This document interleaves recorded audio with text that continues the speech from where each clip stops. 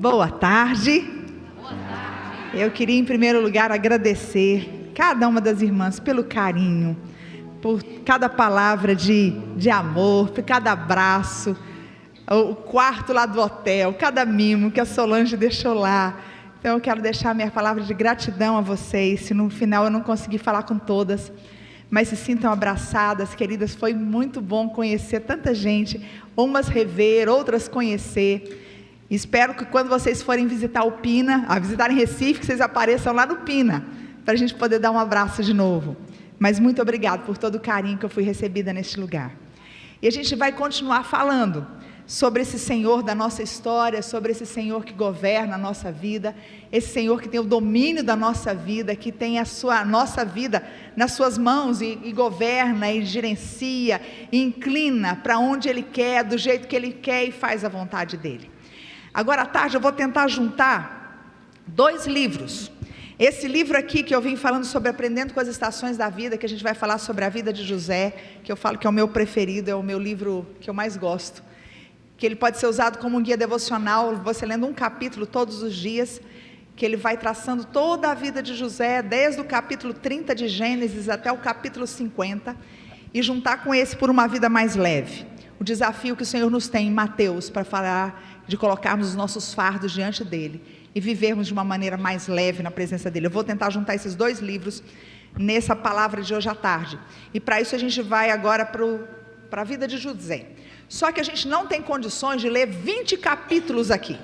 Então fica como tarefa de casa. Você estudar do capítulo 30 até o capítulo de 50 de Gênesis, desde começando lá com a história de Jacó, porque você precisa estender a história de Jacó, que é o pai de José, para avançar na história dele. Mas a gente vai fazer uma recapitulação, porque muitos aqui que estão na igreja, pelo menos há mais de um ano, você já ouviu falar de José. Não tem como você entrar na igreja e logo não ouvir José, porque ele é um personagem muito querido e tem muitas coisas para nos ensinar. Então eu queria que a gente logo fizesse uma recapitulação da vida desse menino. O menino que ele começa a história dele de uma forma diferente dos outros irmãos, porque ele era um filho muito especial, muito querido para o seu pai Jacó, por alguns motivos. Primeiro, ele era um filho da velhice. Quando José nasce, Jacó já está velho. Depois, filho da mulher que Jacó amava. Você vai colocar esses posts para mim, eu aviso, tá? Bem mais para o final.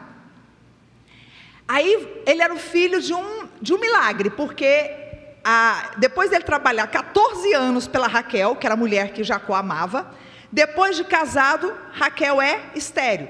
Então, José era filho da velhice, ele era filho da mulher que o pai amava, ele era filho de um milagre, e para completar, depois que Raquel dá à luz o segundo filho, Raquel morre. Então agora ele era um filho que não tinha mãe. E ele começa a ser tratado de uma forma notória, diferente de todos os outros irmãos. Jacó, ele dava uma predileção assim, na cara, não escondia. A forma com que ele tratava José é totalmente diferente dos outros irmãos. Isso gerava nos irmãos inveja, ciúme, raiva, porque quem gosta de ser preterido numa relação com o pai? E aí até que o dia acontece uma coisa que agrava mais ainda a situação. José agora está com seus 17 anos de idade, e Jacó agora dá um presente para o seu filho. Ele dá uma túnica. Uma túnica naquela época, uma túnica festival, era algo assim muito especial na vida da pessoa. Era dizendo assim, isso aqui é uma coisa cara, é uma joia, é uma coisa importante. E com isso Jacó estava dizendo o seguinte: vamos supor que eu estou lá em Recife, tá? Se eu estivesse em Recife, eu ia falar assim: é como se todos os outros irmãos pudessem usar uma roupa lá da Feira de Prazeres. Eu não sei aqui, de onde poderia ser? Uma coisa bem popular. Sulanca. Pop Shop, pronto. Todos os irmãos podiam ir para o Pop Shop, mas o Zezinho não. O Zezinho não pode usar roupa do Pop Shop. Ele tem que usar roupa, se fosse em Recife, sei lá, daquela área nobre do Rio Mar, as roupas da Zara, da Brooksfield, da Diesel, sei lá o que for. Ele era diferente, ele tinha que usar umas roupas diferentes, ele não podia usar da Pop Shop. E aí o que acontece? Os irmãos começam a ficar com mais raiva disso, até que um dia a coisa fica muito favorável para os irmãos e desfavorável para José. Os irmãos estão lá cuidando do rebanho, quando o pai manda José dar uma olhada para os irmãos, como é que os irmãos estavam. E na verdade, quando José está ali, longe do amparo, dos olhos do pai, da proteção do pai, os irmãos veem que aquilo ali é a oportunidade. Quando vem passando os mercadores, esse caminho do Egito, e eles vendem José como mercadoria que vai ser levada para o Egito. Imagina essa situação, José está com 17 anos de idade, quando ele é tirado do conforto da sua casa, da proteção do seu pai, do seu laço familiar, da sua família, da sua terra, e é levado para um povo que ele não conhecia a língua, que ele não tinha relacionamento, que foi inserido a outros deuses, e sem nenhuma proteção, a ponto dele ser vendido agora como escravo. E eu queria que você pensasse comigo algumas coisas que poderiam estar sendo acumuladas dentro do coração de um rapaz de 17 anos, um adolescente entrando na juventude. Vamos pensar comigo, o que podia estar sendo acumulado dentro do coração desse moço? Alguns fardos que poderiam estar sendo acumulados. Vamos lá? Revolta, o que mais? Raiva, rejeição, medo, mágoa, desespero, rancor, desejo de vingança, muita coisa, não era? E esse moço vai agora viver na casa de um homem chamado Potifar. Ele vai trabalhar como escravo na casa desse homem. E aqui a gente começa a ver alguns textos que eu queria agora ver com você, que fazem toda a diferença. Porque, como José, nós passamos por várias etapas diferentes da nossa vida. Nós passamos por momentos diferentes da nossa vida. Nós passamos por momentos de choro, de alegria, momentos de nascimento, momentos de luto, momentos de tristeza, momentos de regozijo, momentos de saúde, momentos de doença, momentos de festa, momentos de profundo desespero, momentos de sonhos, momentos de frustrações. É ou não é? Todos nós passamos por etapas na nossa vida, diferentes. E se a gente se concentrar em uma etapa definida, a gente se afundar naquela etapa e falar assim, pronto, eu estou vivendo num momento muito complicado da minha vida. Tive um laudo médico que não foi bom, passei por uma separação, passei por um luto, estou numa crise financeira, passei por um desemprego. E se a gente começa a enxergar a gente dentro daquele lugar, como se aquilo ali fosse um fim em si mesmo, qual é a impressão que nós temos? Deus me abandonou, não é verdade?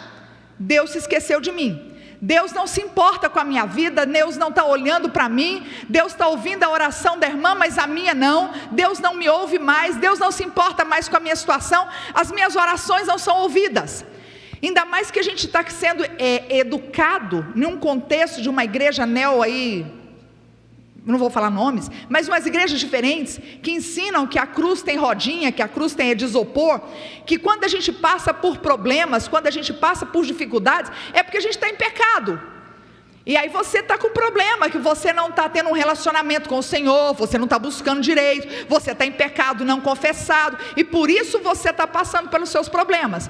Está certo que em alguns momentos da vida, realmente, você está em pecado, você não confessou, e está vindo a punição do Senhor sobre aquilo, só até que você busque o arrependimento. Mas há momentos que Deus permite mesmo que você passe por privações, passe por lutas, passe por momentos de enfermidade, passe por momentos de crise, para que você aprenda a olhar mais para Ele, para que você aprenda a depender mais dEle. Aquilo que eu disse ontem, que é uma verdade que eu estou vivendo na minha vida, eu nunca tive tanta experiência, tanto momento pessoal com Deus, como nesses últimos 3 anos. É naqueles momentos que você olha ao seu redor e você não vê saída em nenhum lugar, a sua saída é para cima, e você começa a buscar o Senhor. E às vezes a gente vê tanto esses livros de autoajuda, como a nossa ajuda é do alto, gente. Como é que a gente vai se autoajudar quando a gente mesmo, muitas vezes nós não conseguimos sair dos nossos próprios problemas? A nossa ajuda vem do alto, e é do alto que nós precisamos buscar socorro. Então, quando nós enfrentamos lutas, dificuldades na nossa vida, isso não é sinônimo de ausência de Deus, não é sinônimo, e José nos deixa isso muito claro. As estações na vida de José vão mudando, e não só mudando, mas elas vão cada vez mais piorando. E a gente podia estar dizendo assim, cadê Deus nessa história? E aí o que a gente vai ver aqui no capítulo 39 de Gênesis, vamos abrir comigo? José agora está como escravo na casa de um homem chamado Potifar. Olha o que diz o versículo 1 do capítulo 39. José foi levado ao Egito e Potifar, oficial de Faraó, comandante da guarda egípcio, comprou dos ismaelitas que o tinham levado para lá. Versículo 2, leiam comigo. O Senhor era com José, que veio a ser homem próspero e estava na casa do seu senhor egípcio. O Senhor abandonou José? Não, a situação mudou. A situação piorou, se a gente pudesse dizer aos nossos próprios olhos. Mas o Senhor não abandonou José. Minha irmã, a sua situação pode estar diferente do que era alguns meses atrás. Talvez você pode estar vivendo momentos difíceis da sua vida, em que você pode dizer assim: cadê Deus? Deus está no mesmo lugar que Ele sempre esteve, no alto, no controle do universo, comandando, gerenciando na sua vida. Como a gente leu ontem no Salmo 139, todos os nossos dias foram escritos e determinados pelo Senhor, simples assim. Então, mesmo que você não esteja entendendo algumas coisas na sua vida, continue crendo e descansando que o Senhor está com a sua vida, e Ele sabe por que está permitindo que determinadas coisas aconteçam. E olha o que diz no versículo 3, vendo Potifar que o Senhor era com ele, e tudo que ele fazia o Senhor prosperava em suas mãos, logrou José mercê perante ele, a quem servia, e lhe pôs por mordomo na sua casa, ele passou as mãos, tudo que tinha. Não só Deus era com José, como o próprio Potifar reconhecia a mão de Deus sobre a vida dele. Perceba isso. As pessoas começavam a ver a mão de Deus sobre a vida daquele escravo, longe da sua casa, longe da sua família, sem recursos, sem alguém influente que pudesse interceder por ele. Mas Potifar via que havia um Deus sobre a vida dele. Aí José podia estar dizendo assim: pronto, a coisa está ruim, mas está boazinha, porque afinal de contas eu estou com moral com o chefe, eu estou acima da média, sou um escravo com moral. Mas acontece que não só José, ou Potifar, pôs os olhos em José, a mulher do Potifar também colocou os olhos em José. E só que ela começava a assediar aquele rapaz, devia ser um rapaz bonitão, fortão, né, no seu flor da sua idade. Já pensou, ele já tinha uns 17 anos quando foi levado para lá, já estava nos seus 20 e poucos, sei lá, saradão, fortão. A mulher começa a colocar os olhos dele, e se você ler a história, você vai ver que por várias vezes José, ele escapole, chega um dia que ele escapole com força, e a mulher se sente rejeitada, e ela chega para o marido e fala assim: olha, José estava me assediando, José tentou agora ultrapassar o sinal comigo. E Potifar vai acreditar em quem? Na mulher ou no escravo? Lógico, na esposa. E a coisa agora que já estava ruim para José como escravo, agora fica pior aos nossos olhos, porque além de escravo, agora ele se torna um prisioneiro. Qual era a chance desse rapaz agora, judeu, sem influência nenhuma, sendo acusado de assédio sexual, prisioneiro, sair dessa prisão? Nenhuma. Mas olha o que acontece dentro da prisão com esse rapaz. Ele podia estar pensando: Deus me abandonou, o que foi que eu fiz para as coisas piorarem mais ainda? Mas olha o que está lá no versículo 21 do próprio capítulo 39. Vamos ler juntas? O Senhor, porém, era com José, e lhe foi benigno, e lhe deu mercê perante o carcereiro, o qual confiou às mãos de José todos os presos que estavam no cárcere, e ele fazia tudo quanto se devia fazer ali, e nenhum cuidado tinha o carcereiro de todas as coisas que estavam nas mãos de José, porquanto o Senhor era com ele, e tudo o que ele fazia, o Senhor prosperava. A situação mudou, mas o Senhor permanece o mesmo. Continua com José, continua governando a história, continua gerenciando a vida de José. O próprio carcereiro reconhece que Deus estava com aquele rapaz, que Deus estava com ele. E você vai ver o comportamento dentro de José. Não era um homem emburrado, não era um homem que ficava reclamando da vida, da sorte. Se você fizer a tarefa de casa e ler, você vai ver que ele estava ali, ele passava no cárcere, ele observava as pessoas, ele via quando não estava triste. Um que ele viu que estava triste: o que foi que você está triste? E ele vai lá, ele conversa, ele apazigua a situação. Ele é um homem diferente mesmo na condição que ele está vivendo. E a gente podia estar pensando aqui, todas aquelas coisas que a gente nomeou, que podia estar no coração de José, e poderiam agora terem aumentado mais, não é verdade? injustiça, agora abandono também do Potifar. Depois de tudo que eu fiz, o homem prosperou, a renda dele aumentou. Tudo que eu fiz, não adiantou nada. O homem acreditou numa mentira, eu fui injustiçado. Quantas coisas poderiam estar sendo acumuladas dentro do coração daquele rapaz? Até que um dia surge uma faísca de esperança. Uma pessoa que estava lá dentro preso, foi voltado para a corte lá do faraó, e ele deu uma esperança para José, e falou assim: olha, quando eu for restituído à casa de faraó, eu sou copeiro, eu vou falar de você.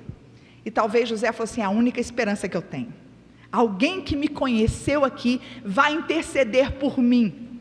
Mas acabou que o copeiro se esqueceu do José.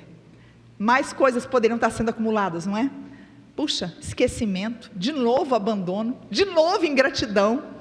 E aí acontece que Deus, que é o que governa a história, que gerencia a história, que é aquele que tem o controle sobre todas as coisas. Se você for lá agora para o capítulo 40, versículo 23, olha o que ele fez, o último versículo do 40 e o primeiro do 41, fala assim: o copeiro-chefe, todavia, não se lembrou de José, porém dele se esqueceu. Passados 2 anos completos, 2 anos, o copeiro esqueceu completamente de José. O que aconteceu? Faraó teve um sonho. Faraó teve um sonho. Olha como é que as coisas de Deus acontecem. É um Deus que opera do jeito que Ele quer, na hora que Ele quer. E o sonho atormenta Faraó. E ele chama as pessoas mais inteligentes, os magos, os feiticeiros, os necromantes, quem ele puder chamar para interpretar o sonho. Um sonho louco. Vinham 7 vacas gordas, depois vinham 7 vacas magras. As magras comiam as gordas e continuavam magras. Depois vinham 7 espigas graúdas, depois vinham 7 espigas mirradas. Um negócio louco, um sonho atrapalhado. Isso tirou o sossego do faraó. E aí ele pegou o copeiro observando aquele redemoinho lá dentro do palácio, e ninguém descobrindo. Aí o copeiro lembra do José, que tinha revelado sonhos dentro da prisão. Ele fala: olha, tem um judeu lá dentro da prisão, que um dia que eu tive um sonho lá, ele revelou o sonho aconteceu exatamente. E o faraó manda chamar José. E eu queria que você imagine, quando eu leio a Bíblia, eu gosto de ficar imaginando as cenas na cabeça. Tenta imaginar essa cena. José está lá na prisão, esperando a vida passar. Deixa a vida me levar. Não tem esperança, não tem sonho, não tem expectativa de vida, não tem nada. José está lá, preso. De repente vem um comunicado do palácio de Faraó: manda chamar o José. Eu penso aquele dia, o carcereiro ficou louco. Falou assim: olha, eu vou te emprestar uma roupa, porque nem roupa você tem para ir para o palácio, para se apresentar diante do faraó. Faz essa barba, tomar um banho, eu vou te arrumar um sabonete, um perfume. Você vai para o faraó, você tem que se apresentar diante do faraó. E aí José chega lá diante do faraó, e faraó começa a revelar o sonho. Deus não só dá a interpretação do sonho para José, como José, imbuído de uma audácia, de uma autoridade, dá até conselho para o faraó, do que o faraó tinha que fazer, com a revelação do sonho que ele teve. Olha o que acontece aqui. Vai agora para o capítulo 41, o versículo 37, a partir do 37, que José começa a dar os conselhos, né?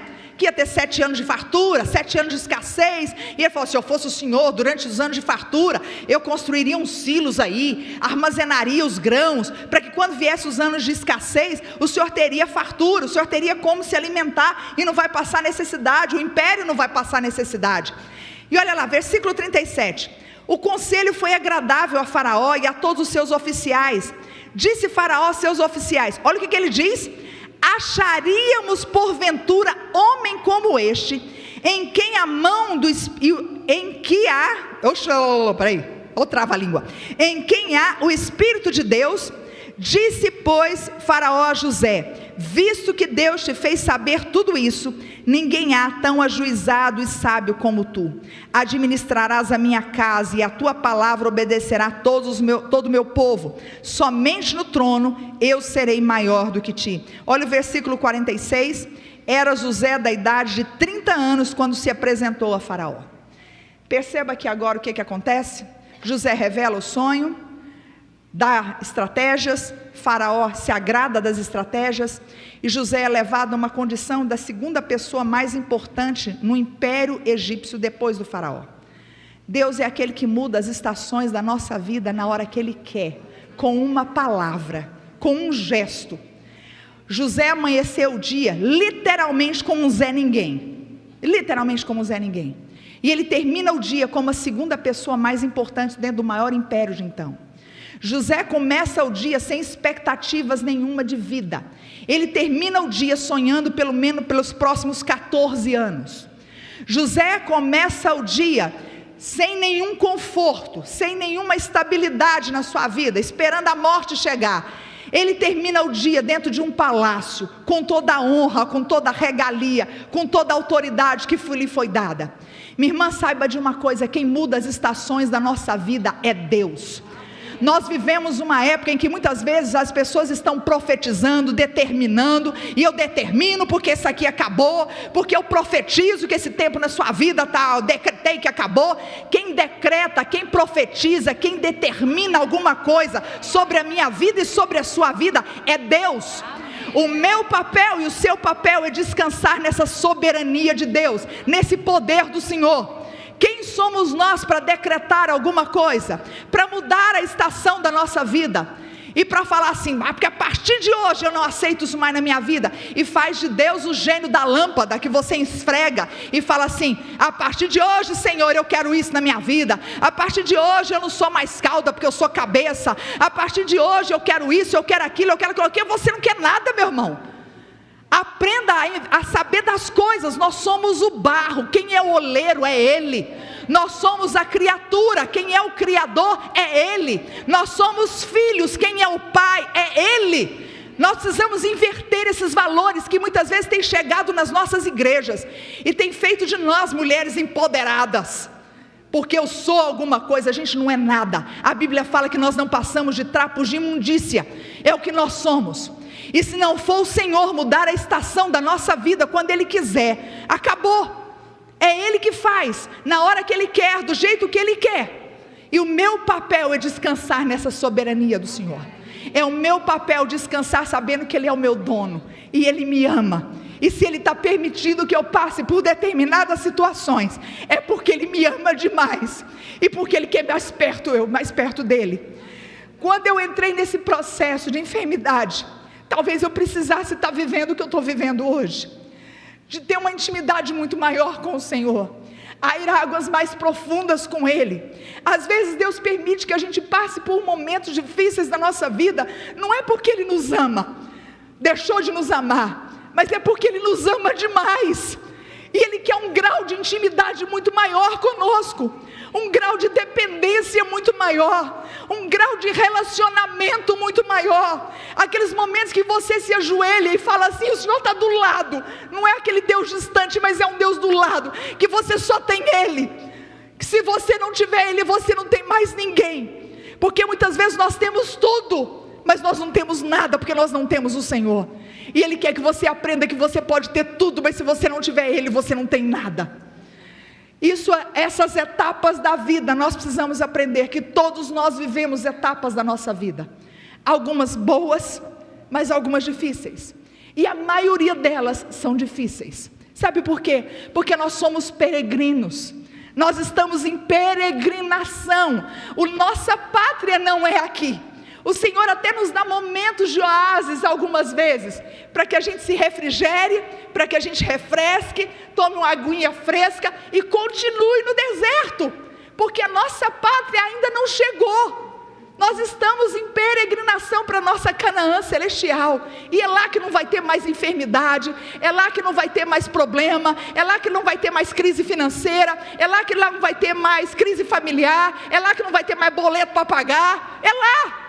Aqui ainda nós temos os nossos aperreios, e o Senhor muitas vezes vai nos dar esses aperreios, para que a gente não fique tão apegado aqui, e achando que o céu é aqui. O céu não é aqui.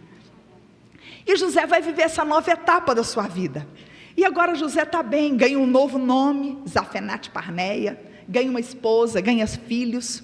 Se você ler o livro, não dá tempo de entrar, mas você vai ver que até os 2 nomes que ele colocou nos filhos dele, eles simbolizam o amor que ele tinha pelo Senhor, a dependência que ele tinha do Senhor.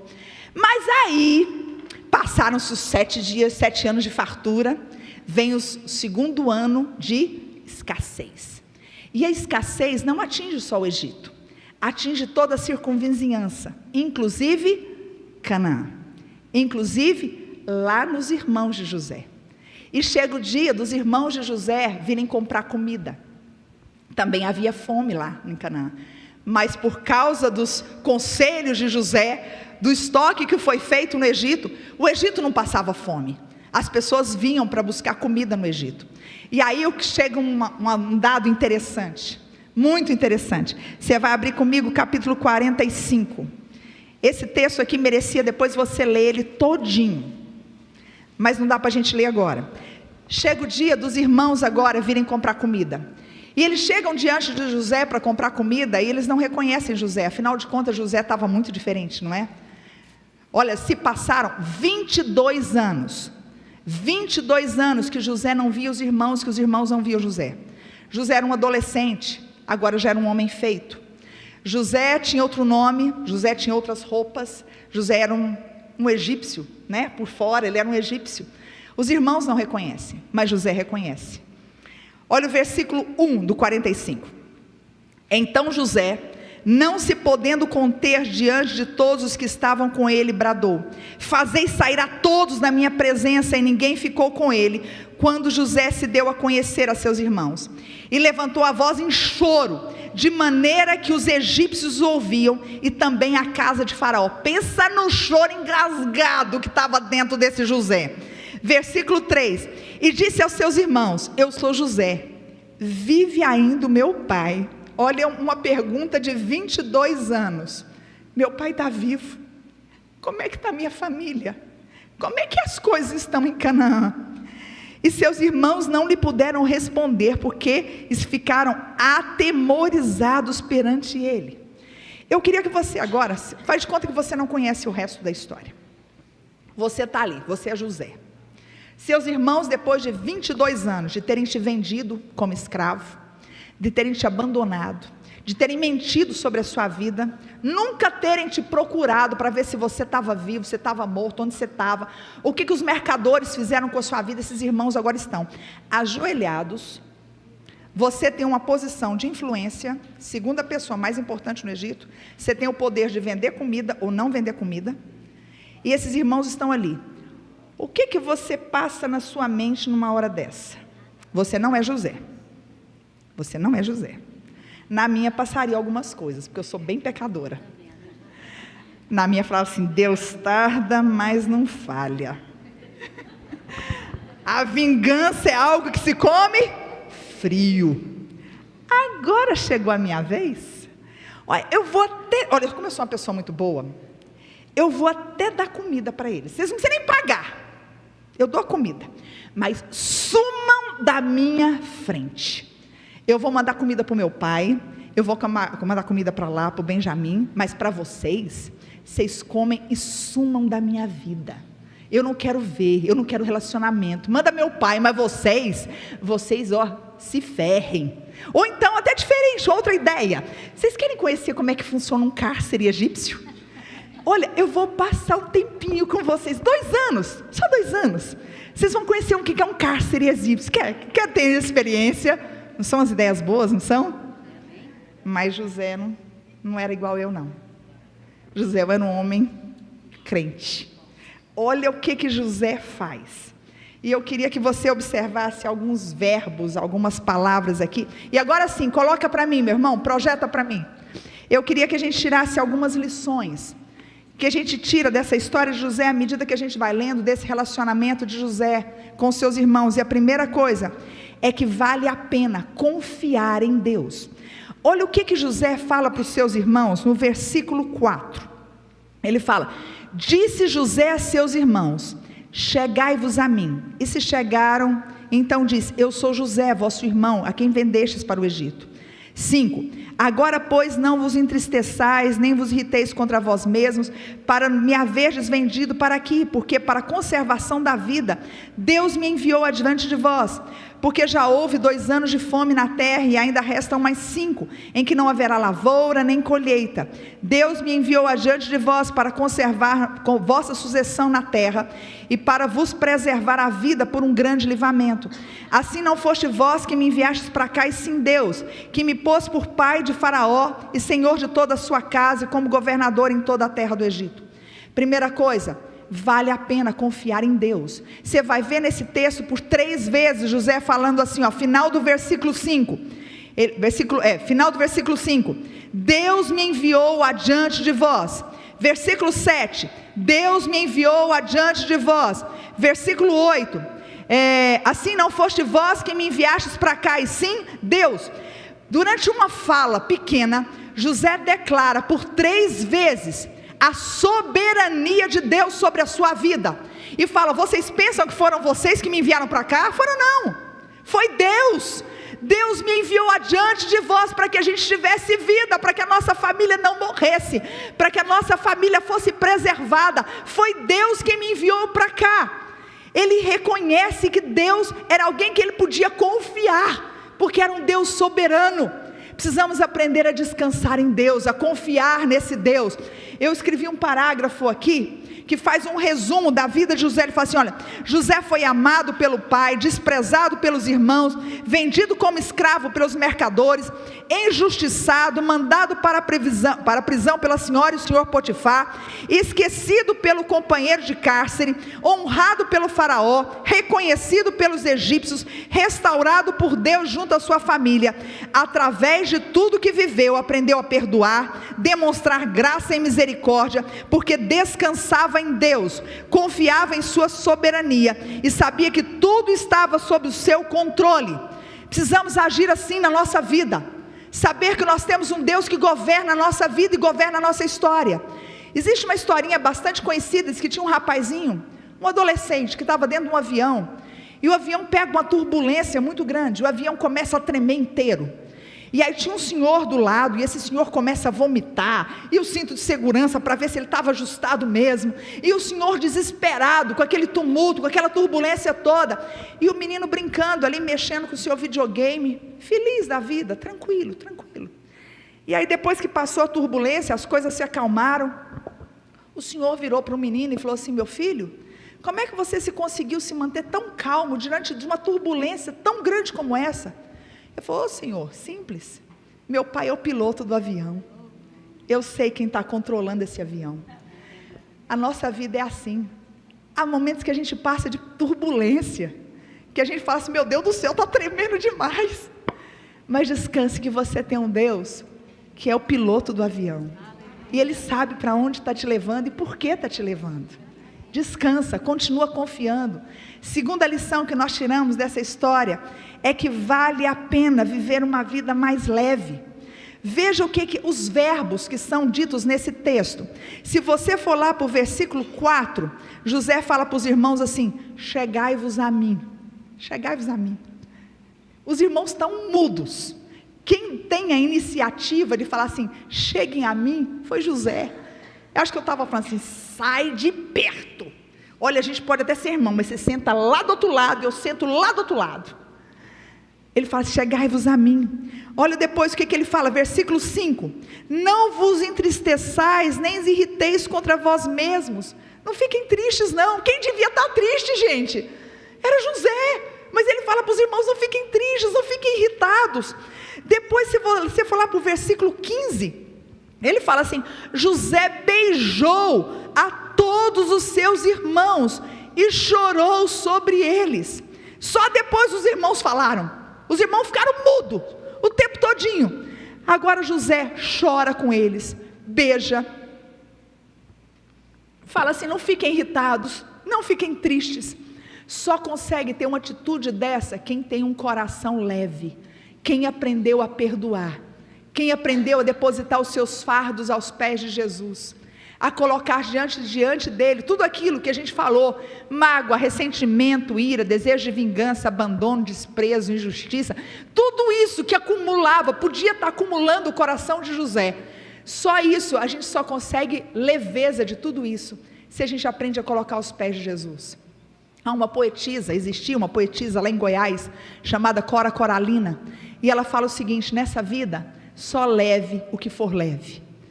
O problema da nossa caminhada cristã é porque a gente quer viver uma vida leve, mas a gente começa a carregar fardos que são pesados demais para nós. A gente começa a carregar mágoa, ressentimento, amargura, desejo de vingança. Uma irmã faz alguma coisa com a gente, aquilo ali a gente guarda, acumula. Aí um dia até pede perdão, tenta fazer uma amizade, fala assim: não, olha, eu até perdoei, mas assim, não dá para caminhar junto no ministério, sabe? O espírito não bate. E é uma coisa difícil você entender dentro da igreja, porque assim, se o espírito é um só, e meu espírito não bate com o da Solange, alguma coisa está diferente. Como é que meu espírito não pode bater se o espírito é um só? Então, a gente precisa aprender a caminhar junto, apesar das nossas diferenças. O Senhor nos chama a viver em unidade, não é uniformidade. A gente é diferente, mas podemos ter unidade apesar das nossas diferenças. E precisamos aprender a colocar os nossos fardos aos pés do Senhor, porque enquanto a gente não aprender a colocar isso aos pés do Senhor, a nossa vida cristã vai ser enfadonha, pesada. E por isso que a gente vê muitos abandonando a fé no decorrer da história. A gente fala assim: cadê aquela fulana? Começava tão bem, vinha para a igreja de manhã, vinha de tarde, vinha de noite, vinha para todas as reuniões, cadê ela? Abandonou, deixou a fé no meio do caminho. Precisamos aprender a viver uma vida mais leve, a depositar tudo isso aos pés do Senhor e falar: Senhor, está pesado demais. E a tua palavra fala: vinde a mim todos que estão cansados e sobrecarregados, e eu vos aliviarei. O fardo que o Senhor tem para a nossa vida, ele é leve, ele é suave, é possível de ser carregado.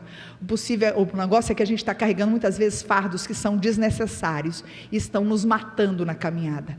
Se José tivesse feito a opção de carregar todos aqueles fardos que os irmãos imputaram sobre ele, José não poderia ter vivido o que ele viveu no final da sua história. E olha o final da sua história, se você for para o capítulo 50 de Gênesis, o final da história, o que fala? Chega lá no capítulo 50, José agora está morrendo, José está no final da sua história.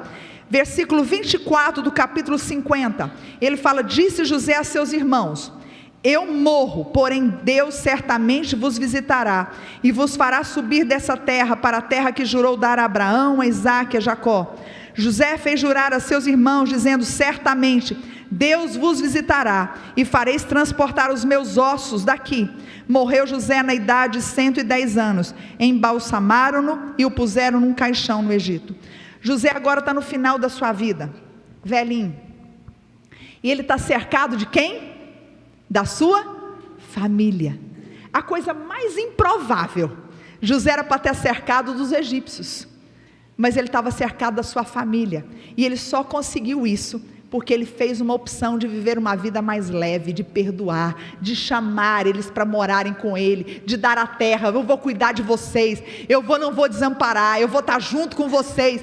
Ele morre cercado da sua família, e ele morre sonhando os sonhos que Deus havia dado para ele, que a promessa que Deus havia dado lá atrás para os patriarcas. Suiane, você vai começar a entregar esses papéis aí para mim, tá bom? Suiane vai entregar um papel enquanto você faz conta que ela é invisível. Continua olhando para mim. Então, José continua sonhando os sonhos de Deus. O que ele fala? Certamente o Senhor visitará o seu povo. Certamente o Senhor um dia vai nos levar de volta para Canaã. E olha o que estava preso dentro do coração de José. O que José fala? Nesse dia, não me deixa aqui não, eu vou voltar para Canaã, nem que seja em ossos, eu vou voltar para Canaã. E essa promessa foi cumprida com Moisés, lá no Êxodo, quando Moisés veio trazendo o povo do cativeiro, os ossos de José vieram juntos para Canaã. José morreu sonhando os sonhos de Deus. Que sonhos você tem tido de Deus para a sua vida? Deus não se responsabiliza pelos seus sonhos, mas os sonhos dele na sua vida, ele se responsabiliza. E o que Deus promete para nós? Que haverá uma Canaã celestial. Ele promete que desfrutaremos de uma eternidade com ele. Ele promete que ele nos aguarda com uma ceia de banquete nos aguardando. E quantas vezes nós temos vivido uma vida tão miserável, sabendo que aquilo que Deus tem feito para nós e preparado para nós, nem olhos viram, nem ouvidos ouviram, nem jamais penetrou no coração humano, aquilo que Deus tem preparado para aqueles que o amam. Meu irmão, sonhe com aquilo que Deus tem preparado para você.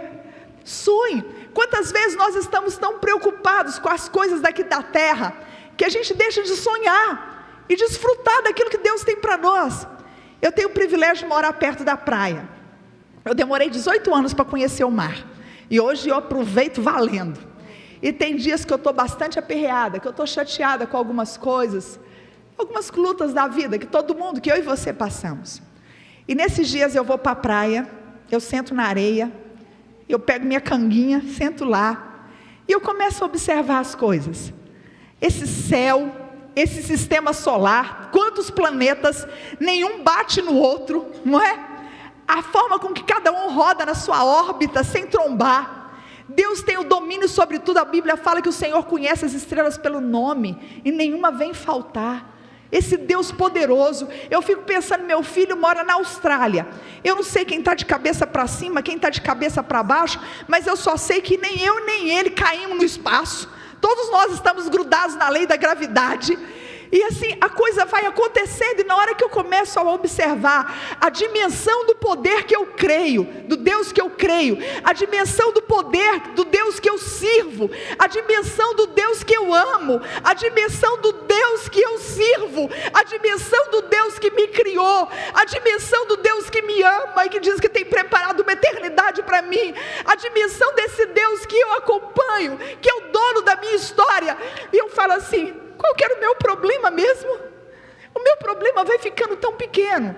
E a gente tem que entender algumas coisas que a gente precisa aprender. A nossa ótica de vida precisa mudar. Quando a gente ora, muitas vezes, como é que a gente ora? A gente fala assim: Deus, olha o tamanho do meu problema. A oração não é assim. A oração é assim: problema, olha o tamanho do meu Deus. O problema nunca é maior do que Deus, nunca. Então descansa nesse Deus poderoso que você tem. Sonhe os sonhos de Deus para a sua vida. Descanse nesse poder dele. Sonhe com a eternidade que Deus tem para você, aquilo que Deus tem preparado para a sua vida. E quando você vai entendendo dessa forma, essas estações que a gente vive, essas estações que a gente passa, elas vão ficando mais fáceis de serem vividas, porque nós temos um Deus que governa a nossa história, e que Ele muda a estação na hora que Ele quer. E se Ele não mudar, nós vamos mudá-la no céu, e nós vamos desfrutar dessa eternidade com o Senhor. Você tem um papelzinho aí, que você ganhou. Eu queria agora, tem como esse pedestal vir aqui para mim? Porque eu preciso das duas mãos agora. Não, eu preciso desse pedestal aqui. Que eu só preciso do microfone, eu preciso das minhas duas mãos soltas aqui agora. Nós vamos voltar para a escola, tá bom? Olha, chamar alguém professora, aí é difícil, sabe por quê? Porque a gente nunca sabe trabalhar sem usar as mãos, sem usar didática. Então, sempre tem que ter alguma coisinha para memorizar. Pode usar esse? Nós vamos fazer o seguinte agora. Você vai fazer de conta que esse papel é sua vida, tá bom? Branquinho.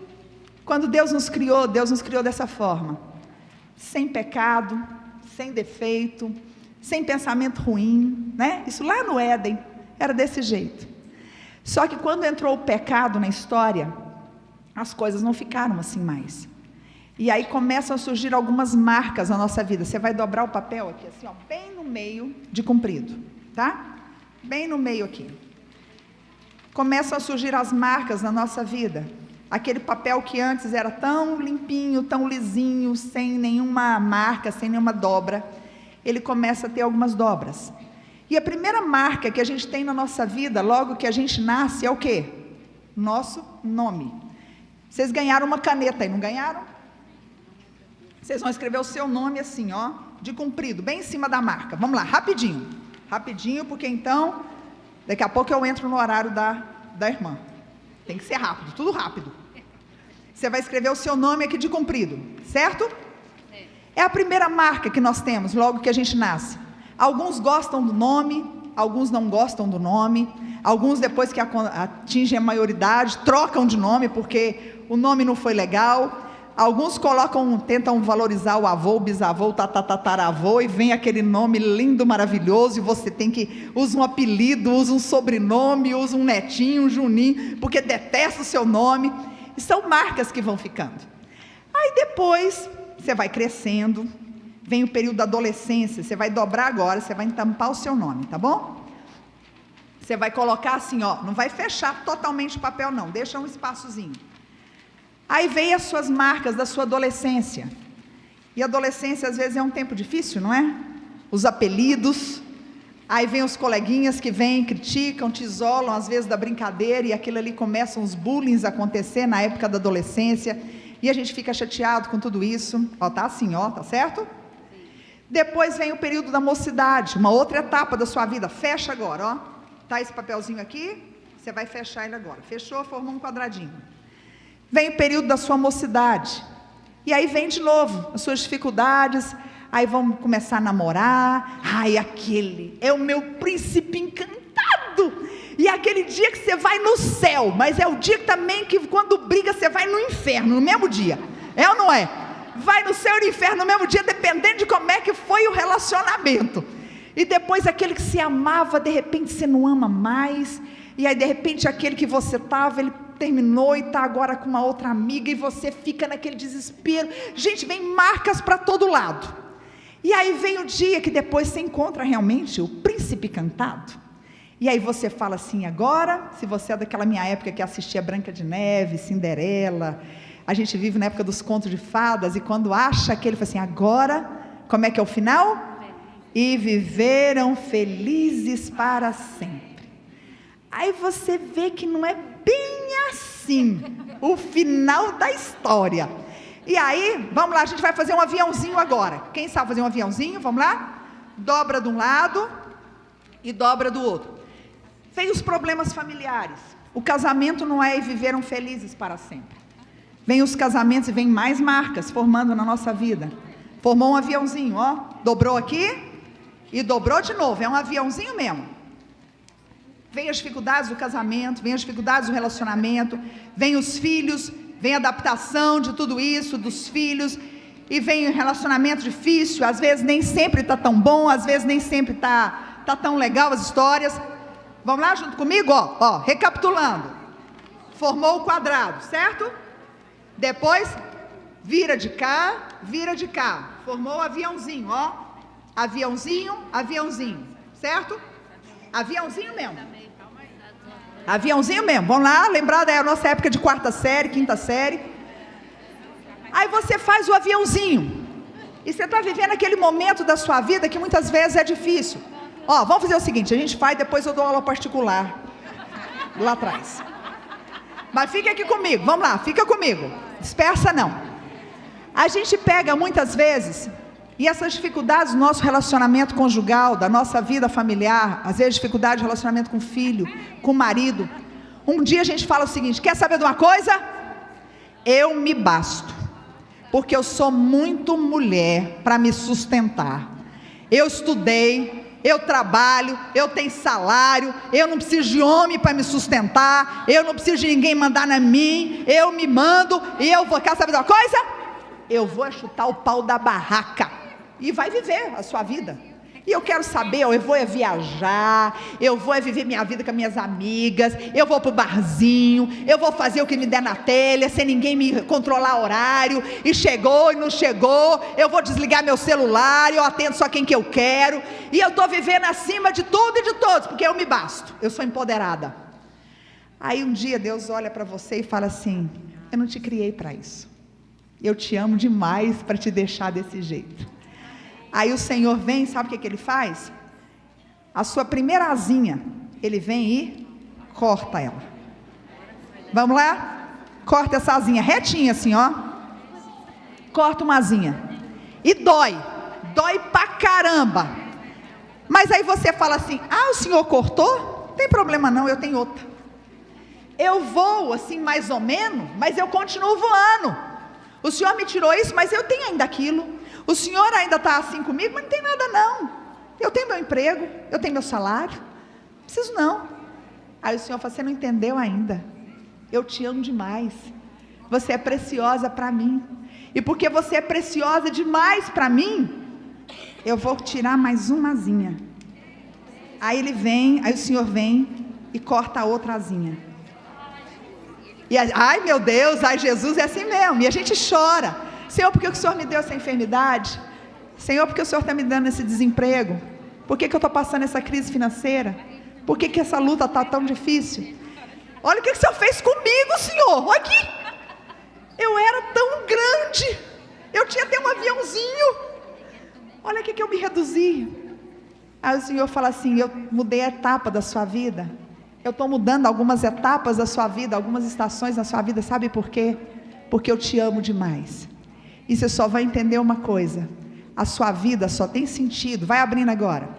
A sua vida só tem sentido quando você estiver crucificada em mim. Quando você morrer em mim, aí sim a nossa vida tem sentido. As nossas estações têm significado. As nossas mudanças. Algum aí depois eu vou dar aula particular lá atrás, tá bom? A gente vai fazer uma fila lá atrás. Mas algumas entenderam. Que você possa entender isso. A nossa vida. Lá vou eu fazer bagunça. Fica à vontade. A nossa vida, ela tem sentido no Senhor. Vamos lá, crianças? 1, 2, 3, zip! A nossa vida, ela só tem significado no Senhor. Muitas vezes as etapas que o Senhor permite que a gente vivencie, uma asinha que Ele corta, outras asas que Ele corta, as dobraduras que são feitas, as marcas que são deixadas na nossa vida, é para que a gente entenda que a nossa vida só tem significado, ela só tem existir, ela só tem alegria de existir, porque nós estamos mortas nele, nós somos crucificadas nele. Logo já não sou eu quem vive, mas é Cristo que vive em mim. E esse viver que eu trago no corpo, eu vivo pela fé no Filho de Deus que me amou e a si mesmo se entregou por mim. Que a gente possa viver as etapas, as estações da nossa vida, sabendo que nós temos um Deus que governa cada uma delas. Amém? Vamos orar? Vamos ficar de pé? Senhor, eu quero te louvar. Senhor, eu quero te louvar nessa tarde, por cada etapa que o Senhor tem nos dado a viver. Algumas mais fáceis, outras mais difíceis. Algumas mais prazerosas, as outras mais tensas. Umas mais alegres, outras mais tristes. Umas de perdas, outras de ganhos. Umas de sonhos, outras de frustrações. Umas de saúde, outras de enfermidade. Mas nós te somos gratos por cada uma delas, porque sabemos que através de cada uma delas, o Senhor tem forjado o caráter do Senhor em nós. O Senhor tem nos ensinado a ser mais dependentes do Senhor. E a nossa oração é que, como foi dito na história aqui de José, que as pessoas vejam o Senhor em nós, que as nossas ações, a nossa maneira de viver, a nossa maneira de brincar, a nossa maneira de falar, a nossa maneira de trabalhar, de viver em família, glorifique o teu nome. Que as pessoas vejam a Bíblia através da nossa vida. Meu Deus, que nós sejamos um testemunho vivo do Senhor, que a glória do Senhor seja manifesta através dos nossos atos e das nossas ações e dos nossos comportamentos. Nos ensina a descansar nas tuas mãos. Nos ensina a colocar cada uma dessas estações nas tuas mãos, sabendo que o Senhor tem um controle sobre cada uma delas, porque o Senhor é o Senhor da nossa história, é o Senhor da nossa vida, é o amado da nossa alma. Nos ensina a viver dessa forma. É o que eu te peço em nome de Jesus. Amém. Que Deus nos abençoe e que nos ajude a viver com Ele, para a glória dEle. Amém?